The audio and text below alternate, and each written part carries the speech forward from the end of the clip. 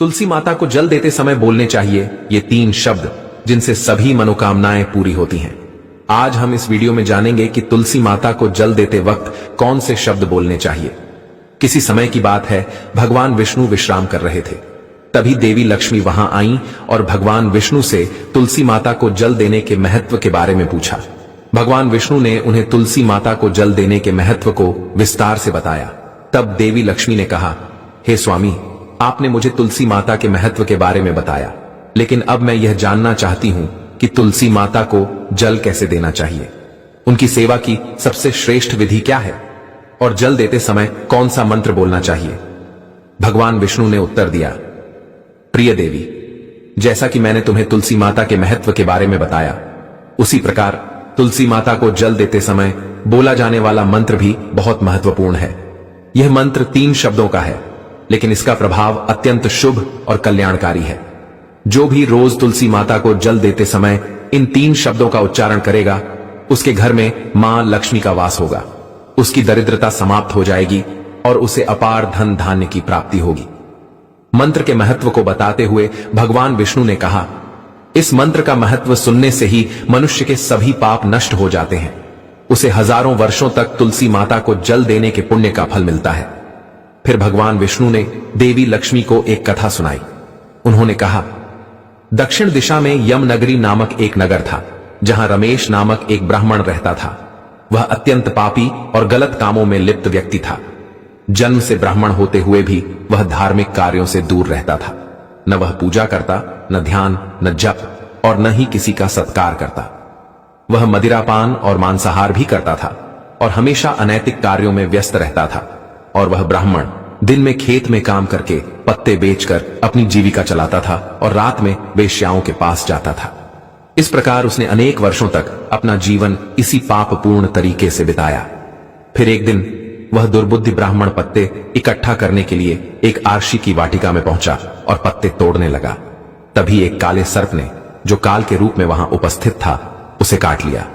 उसी समय उसकी मृत्यु हो गई। उसकी मृत्यु के तुरंत बाद यमराज के दूत वहां प्रकट हुए और उसकी आत्मा को लेने के लिए आए। वे उसे यमलोक ले जाने लगे। मार्ग में वह ब्राह्मण यमदूतों के सामने रोने और विलाप करने लगा। उसने कहा, हे दूतों, मुझे कहां ले जा रहे हो?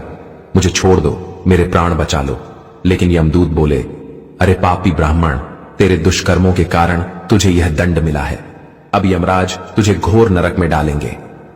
यमलोक पहुंचने पर चित्रगुप्त ने उस ब्राह्मण का पूरा लेखा जोखा प्रस्तुत किया। उन्होंने कहा, हे धर्मराज, इस ब्राह्मण ने अपने पूरे जीवन में केवल पाप किए हैं। इसने कभी कोई पुण्य कार्य नहीं किया। धर्मराज ने दूतों से कहा, हे दूतों, इस घोर पापी ब्राह्मण को नरक में डाल दो। इसे अपने कर्मों का फल भोगना होगा। यमदूत उस ब्राह्मण को नरक में ले गए और उसे भयंकर अग्नि में धकेल दिया। वह कई वर्षों तक नरक की यातनाएं सहता रहा। इसके बाद उसे अगले जन्म में बैल के रूप में जन्म मिला। बैल का शरीर पाकर उसने भारी बोझ उठाने का कार्य किया। उसका मालिक उससे दिन रात काम करवाता था। जब उसकी शक्ति समाप्त होने लगी तो मालिक ने उसे एक लंगड़े आदमी को बेच दिया। वह लंगड़ा आदमी उस बैल का उपयोग अपने बोझ उठाने के लिए करता था। बैल ने 8 वर्षों तक उसकी सेवा की। फिर एक दिन वह बैल लंगड़े आदमी को लेकर एक ऊंचे पर्वत पर चढ़ा। अधिक परिश्रम और थकान के कारण वह बैल मूर्छित होकर गिर पड़ा और अंतिम सांसें लेने लगा। वहां खड़े लोगों को उस बैल पर दया आ गई। उन्होंने उसके मुख में पानी डालने का प्रयास किया। उसी भीड़ में एक पुण्यात्मा व्यक्ति भी था। उसने अपने पुण्य का थोड़ा भाग उस बैल को दे दिया। इसे देखकर अन्य लोगों ने भी अपने अपने पुण्य उसे देना शुरू कर दिया। उसी भीड़ में एक वैश्या भी खड़ी थी। सभी अपना पुण्य उस बैल को देकर उसका उद्धार करने का प्रयास कर रहे थे। यह देखकर उस वैश्या ने भी अपना पुण्य उस बैल को दे दिया। कुछ देर बाद उस बैल की मृत्यु हो गई। फिर उस स्थान पर यमदूत आए और उस बैल के शरीर से उस ब्राह्मण की आत्मा को निकालकर यमलोक ले गए। यमलोक पहुंचने पर उसे यमदेव के सामने प्रस्तुत किया गया। चित्रगुप्त ने जब उसका लेखा जोखा देखा तो वे चकित रह गए। वैश्या के द्वारा दिए गए पुण्य के कारण उसके सभी जन्मों के पाप नष्ट हो चुके थे। यमदेव ने कहा, हे ब्राह्मण, उस वैश्या ने तुझे अपना पुण्य देकर तुझ पर बड़ा उपकार किया है। उसी के पुण्य के प्रभाव से तुम्हारे सभी पाप नष्ट हो गए हैं। इसलिए अब तुम्हें फिर से मनुष्य जन्म प्राप्त होगा। इस प्रकार वह ब्राह्मण पृथ्वी पर एक उत्तम ब्राह्मण कुल में जन्म लेता है। उस महापुण्य के प्रभाव से उसे अपने पूर्व जन्म की सारी बातें याद आने लगती हैं। जब वह बड़ा होता है तो उसे यह ध्यान आता है कि पिछले जन्म में जब वह बैल था तब एक वैश्या ने उसे अपना पुण्य दिया था। उसके मन में उस वैश्या के बारे में जानने की उत्सुकता जागती है। वह वैश्या का पता लगाकर उसके नगर में पहुंचता है। वहां वह वैश्या जो अब बूढ़ी हो चुकी थी उसे मिल जाती है। वह ब्राह्मण उसके सामने जाकर बार बार प्रणाम करता है और धन्यवाद देने लगता है। वैश्या उससे पूछती है, हे ब्राह्मण श्रेष्ठ, आप कौन हैं और किस कारण मुझे धन्यवाद दे रहे हैं? मैंने आपका कौन सा कार्य किया है जिसके लिए आप मुझे नमस्कार कर रहे हैं? तब ब्राह्मण कहता है, हे मां, मैं वही बैल हूं जिसे तुमने अपना पुण्य देकर जीवन दान दिया था। अपने पाप कर्मों के कारण मुझे पिछले जन्म में बैल बनना पड़ा। उस पर्वत पर जब मैं अंतिम सांसें ले रहा था तब तुमने अपना पुण्य मुझे दे दिया था। उसी पुण्य के प्रभाव से ही आज मुझे फिर से मनुष्य जन्म मिला है और अपने पूर्व जन्म की सारी बातें याद हैं। किंतु हे मां, मैं यहां यह जानने आया हूं कि तुमने मुझे कौन सा पुण्य दिया था जिससे मेरे सभी पाप नष्ट हो गए। मैं उस पुण्य के बारे में जानना चाहता हूं। तब वैश्या ने कहा, हे ब्राह्मण श्रेष्ठ, मैंने तो अपने जीवन में कोई पुण्य का कार्य नहीं किया है, पर मेरे घर में एक तोता है जो पिंजरे में रहकर हमेशा कुछ बोलता रहता है, जिसे सुनकर मेरा अंतःकरण पवित्र हो गया। वही मंत्र मैंने आपको पुण्य स्वरूप दान किया। फिर वह वैश्या और ब्राह्मण उस तोते के पास गए और उससे पूछने लगे, हे शुक, तुम कौन सा मंत्र बोलते हो जिससे हमारे जीवन का उद्धार हुआ? यह मंत्र तुम्हें किसने सिखाया और इसका क्या अर्थ है? तब उस तोते ने अपने पूर्व जन्म का वृतांत सुनाना शुरू किया। वह बोला, हे ब्राह्मण श्रेष्ठ, पिछले जन्म में मैं एक ब्राह्मण था। मुझे अपने ज्ञान का बहुत घमंड था। मैंने कभी गुरुजनों का सम्मान नहीं किया, बल्कि उनका बार बार अपमान किया। अपने अहंकार के कारण मेरा स्वभाव क्रोधी और द्वेषपूर्ण हो गया। मैं सभी को तुच्छ समझने लगा और विद्वानों का भी अपमान करता था। कालांतर में मेरी मृत्यु हो गई और मुझे यमलोक ले जाया गया।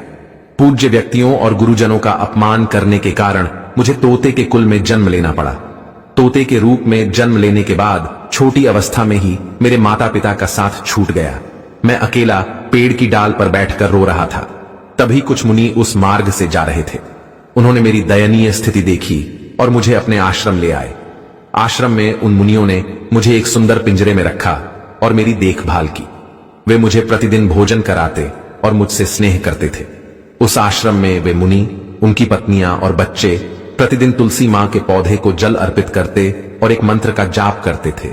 उनके मुख से बार बार वह मंत्र सुनकर मैंने उसे याद कर लिया। तब से मैं उसी मंत्र का जाप करता हूं। इस मंत्र के प्रभाव से मेरे जीवन में सकारात्मक बदलाव आने लगे। मुझे अपने कर्मों का पश्चाताप हुआ और मेरी मृत्यु भी टल गई। मेरी आयु 100 वर्ष हो गई और इतने वर्षों तक मैं जीवित रहा। एक दिन रात के समय एक चोर उस आश्रम में आया और मुझे वहां से चुरा लिया। बाद में इस वैश्या ने उस चोर से मुझे खरीद लिया। वैश्या के घर आने के बाद भी मैं वही मंत्र बोलता रहा। इस मंत्र को सुनकर इस वैश्या का अंतःकरण पवित्र हो गया। उसने अपना पुराना जीवन छोड़कर भगवान विष्णु की भक्ति करनी शुरू कर दी। हे ब्राह्मण देव, इसी मंत्र के प्रभाव से मेरे और इस वैश्या के सभी पाप नष्ट हो गए। यही मंत्र आपको भी पाप मुक्त कर चुका है। इस प्रकार तोते ने उस ब्राह्मण और वैश्या को पूरा वृतांत सुना दिया। यह सुनकर ब्राह्मण और वैश्या दोनों बहुत प्रसन्न हुए। उन्होंने तय किया कि अब वे प्रतिदिन तुलसी मां को जल अर्पित करेंगे और उस मंत्र का जाप करेंगे। कुछ समय बाद उस ब्राह्मण, वैश्या और तोते ने मंत्र के प्रभाव से दिव्य विमानों में बैठकर विष्णु लोक की यात्रा की। भगवान विष्णु ने देवी लक्ष्मी से कहा, हे देवी, देखा आपने, केवल तुलसी मां के मंत्र के प्रभाव से उस तोते, वैश्या और ब्राह्मण के सभी पाप नष्ट हो गए। इसीलिए हर व्यक्ति को प्रतिदिन तुलसी मां को जल अर्पित करते हुए इस मंत्र का जाप अवश्य करना चाहिए। वह मंत्र इस प्रकार है, ओम वृंदावने स्वाहा, ओम वृंदावने स्वाहा। जो स्त्री प्रतिदिन तुलसी मां के सामने इस मंत्र का उच्चारण करेगी वह सौभाग्यशाली बनेगी। जो पुरुष इसका जाप करेगा उसे अक्षय धन की प्राप्ति होगी। जिस घर में प्रतिदिन तुलसी मां की पूजा होगी वहां लक्ष्मी जी का सदा वास रहेगा। तुलसी मां का यह मंत्र फलदायी और सिद्धियों को प्रदान करने वाला है। स्त्रियों को स्नान के बाद बाल बांधकर मांग में सिंदूर लगाकर तुलसी मां को जल चढ़ाना चाहिए। साथ ही तुलसी मां की परिक्रमा करनी चाहिए। शाम के समय तुलसी मां के पास दीपक जलाने से घर में सुख समृद्धि आती है। भगवान विष्णु की पूजा तुलसी मां के बिना अधूरी है। तुलसी का एक पत्ता चढ़ाने से भगवान को उतनी प्रसन्नता मिलती है जितनी हजारों अमृत के घड़ों से नहलाने पर भी नहीं मिलती। जो भी व्यक्ति तुलसी मां का सम्मान करेगा और उनके इस मंत्र का जाप करेगा, उसे न केवल इस लोक में बल्कि परलोक में भी शुभ फल प्राप्त होगा। ऐसा फल तुलसी मां के पत्तों के दान से मिलता है। जो मृत्यु के समय अपने मुख में तुलसी के पत्तों का जल ग्रहण करता है, ऐसा व्यक्ति अपने सभी पापों से मुक्त होकर भगवान विष्णु के धाम जाता है। भगवान विष्णु कहते हैं, पूर्णिमा, अमावस्या, द्वादशी और सूर्य संक्रांति के दिन मध्याह्न काल, रात्रि और अशौच के समय तेल लगाकर बिना स्नान किए अथवा बिना हाथ पैर धोए रात्रि के वस्त्र पहनकर तुलसी के पत्ते तोड़ना महापाप होता है। श्राद्ध, व्रत, दान, प्रतिष्ठा और देव पूजा के लिए तोड़े गए तुलसी के पत्ते 3 रात तक पवित्र रहते हैं। तुलसी के पत्तों को बिना नष्ट किए उसके अग्रभाग को तोड़ना चाहिए। तुलसी की मंजरी, जो सभी फूलों से श्रेष्ठ मानी जाती है, उसे तोड़ते समय पत्तियों का होना आवश्यक है। पौधे को बिना हिलाए केवल अग्रभाग को तोड़ना चाहिए ताकि पूजा का फल और बढ़े। तुलसी के पत्तों को कभी नाखून से नहीं तोड़ना चाहिए क्योंकि इससे पाप लगता है। रात्रि के समय तुलसी के पौधे को छूना या उसके पत्ते तोड़ना अशुभ माना जाता है क्योंकि रात्रि में वह निद्रा अवस्था में होती है। गुरुवार को तुलसी के पौधे में थोड़ा कच्चा दूध अर्पित करें और इस दौरान ओम नमो भगवते वासुदेवाय नमः मंत्र का जाप करें। तुलसी के पौधे के पास शालिग्राम रखें और तिल चढ़ाएं। शालिग्राम पर तुलसी के पत्ते रखकर चंदन का तिलक करें। अगर कोई महिला मासिक धर्म में है तो तुलसी की पूजा से बचें क्योंकि इस समय तुलसी को छूना पाप होता है, जिससे महिला की दुर्गति हो सकती है। भक्तों, इस प्रकार भगवान विष्णु ने देवी लक्ष्मी को तुलसी के जल देने के मंत्र का महत्व बताया। इस कथा को सुनकर कृपया कमेंट करके बताएं कि आपको यह कथा कैसी लगी। यदि यह जानकारी आपके लिए लाभकारी रही हो तो वीडियो को लाइक जरूर करें। अगर आप भी मां लक्ष्मी को अपने घर में लाना चाहते हैं तो कमेंट बॉक्स में जय मां लक्ष्मी, आपका हमारे घर में स्वागत है जरूर लिखें। साथ ही हमारे इस वीडियो को देखने के लिए धन्यवाद। आपका दिन शुभ हो।